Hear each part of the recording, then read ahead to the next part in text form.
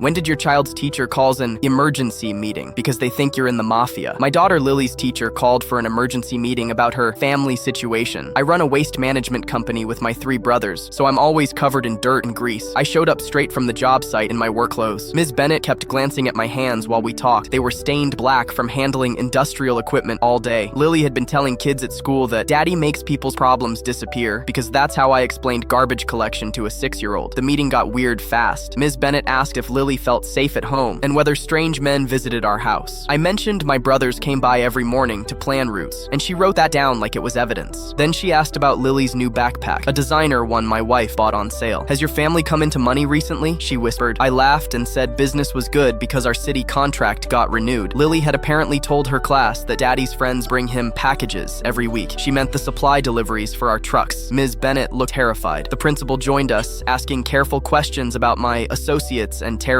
I realized they thought I was in the mafia. When I mentioned we handle problems for half the city, they exchanged looks. Right then my phone rang. The caller ID showed Big Vin. I answered, and Vin's voice boomed through the speaker. The delivery didn't show up. Someone's gonna pay for this. The teachers went pale. Big Vin owns the truck rental place, and our garbage truck had broken down that morning. Vin, I'll handle it, I said, hanging up quickly. Ms. Bennett was scribbling notes frantically. She asked about Lily's bruises on her arms. I explained she fell off her bike, but they looked skeptical. Then the secretary knocked and whispered something about suspicious vehicles in the parking lot. I looked outside and saw my brother Joey's black Escalade with tinted windows. He was dropping off diesel fuel receipts, but it looked like a mob meeting. Mr. Russo, the principal said carefully, we need to discuss Lily's recent essays. She pulled out a paper where Lily had written, my daddy buries things that smell bad so nobody gets sick. Sometimes he uses a shovel in the middle of the night. I tried explaining about emergency septic calls, but they weren't buying it. Ms. Bennett mentioned Lily had told the class about family business meetings, where grown-ups count lots of money and talk about collections. She meant our Sunday dinners, where we split the week's earnings and discuss which neighborhoods we service. Then my phone buzzed with a text from my wife. Don't forget to pick up the payment from the church. Father Daniel has the envelope. They saw it over my shoulder. The principal asked if I was collecting tribute from religious institutions. That's when I pulled out my phone to show them our company website. They saw my contact labeled Sal the Shark, my brother Salvatore, who runs our recycling division and smells like the seafood plant we service. The principal excused himself to make a phone call. Through the door, I heard him say, possible situation and child welfare. Ms. Bennett finally asked directly, are you involved in organized crime? I burst out laughing. Ma'am, I pick up garbage. The only thing organized about my crime is how we sort recyclables. Lily ran in from recess right then, hugging my dirty work pants. Daddy, did you tell them how you saved the city from trash monsters? The teachers' faces went bright red. Turns out Lily had been bragging that her dad was so tough, he fought monsters every day and made bad things disappear forever. They apologized for an hour.